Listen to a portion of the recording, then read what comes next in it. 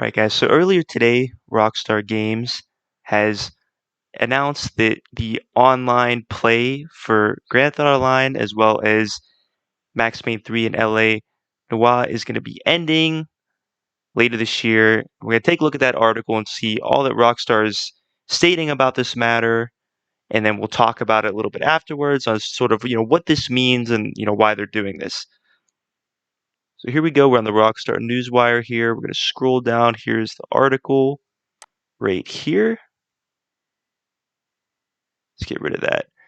And if we go down here, we have GTA Online for PlayStation 3 and Xbox 360 will shut down on December 16th, 2021. As we continue to move forward with updates and support for PlayStation 4, Xbox One, and PC versions of Grand Theft Auto Online, as well as prepare for the fall's launches of the new expanded and enhanced versions of Grand Theft Auto 5 and Grand Theft Auto Online on PlayStation 5 and Xbox X Series X and S. The PlayStation 3 and Xbox 360 versions of GTA Online, including website stat tracking via the Rockstar Games Social Club, will officially be shutting down on December 16th, 2021. In addition, shark cards for GTA Online will no longer be sold for PS3 and Xbox 360 versions after September 15th, 2021.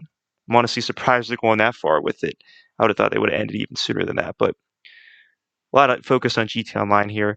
Please note these changes are strictly for the PS3 and Xbox 360 version of GTA Online, so this isn't going to be for PS4 players, Xbox One players, PC players, or obviously players on the PS5, Xbox Series X and S. This is only for PS3, Xbox 360 players.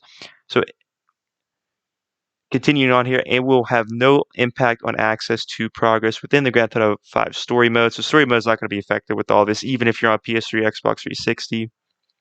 Additionally, website stat tracking via the Rockstar Games Social Club and other features for select PS3 and Xbox 360 titles will be shutting down on September 16th, 2021.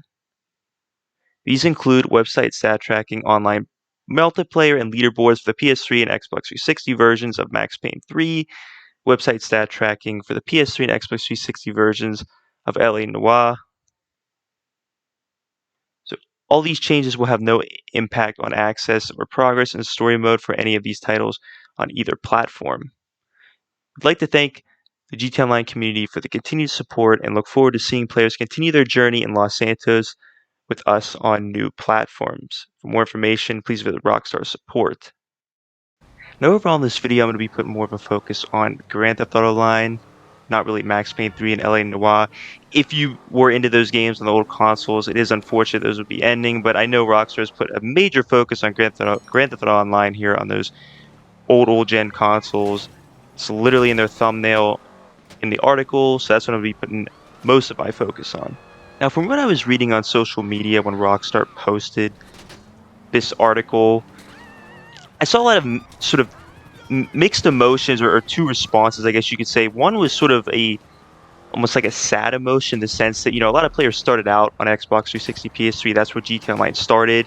A lot of people there's a handful of people that transferred from those consoles to either, PS4, Xbox One, PC, and then now would be going to the expand enhanced version. So to see, 3 generations now and the first one ending, I can see why that'd be emotional. But there was also some players that were angry, and I can understand why, but I think it sort of makes sense from, I still think it's unfortunate, but I think it makes sense from a business standpoint why they did it, and I think this is ultimately why they did do it, which I'll answer a little bit later in this video. And also, even from a player standpoint, it sort of makes sense, and I'll explain why in this video.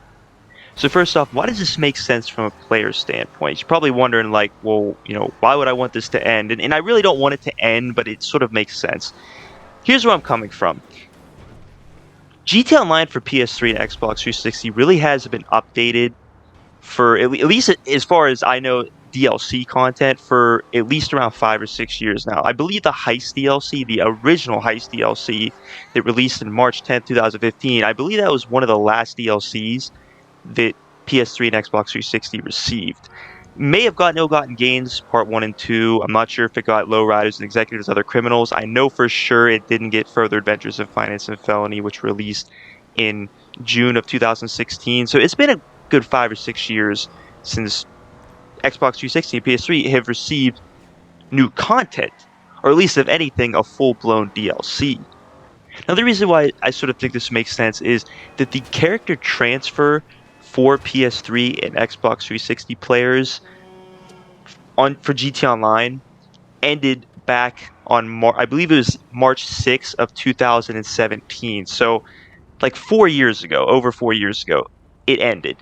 So even players that are on PS3 and Xbox 360, they can no longer, even if they wanted to go to PS4 and Xbox One, or go straight to the expanded enhanced version in November when it's supposed to release, they wouldn't even be able to do that. They wouldn't be able to take their characters. They would have to start over anyway. And sort of going back to the point of them not receiving content for 5 or 6 years, the reason why Xbox 360 and PS3 for GT Online didn't receive content for 5 or 6 years is because those consoles simply could not handle the updates that were being released on PS4 and Xbox One. Now, I sort of think that I say this is a good thing, and the reason why I say this is because there's actually an incentive to play and buy GTA 5 to play GT Online on the PS4 and Xbox One. I want to see the same thing happen on the expanded enhanced version. Do I want to see it end for, GT Online to end for PS4 and Xbox One players? Not necessarily, but I do want to see it get to the point where PS4 and Xbox One, GT Online on those consoles can no longer handle the updates that are being placed in the expanded enhanced version, because that shows that Rockstar is raising their bar, and it shows that, hey, there actually is an incentive to buy our game for a third time to be able to, if you want to play GT Online in the expanded enhanced version, because we actually have content that is, it's bigger, better. It's what you wouldn't have seen on, the old gen consoles on PS4 and Xbox One. Now, all in all, again, yes, it's unfortunate for those players that are on PS4 and Xbox One. Unfortunately, you can no longer transfer.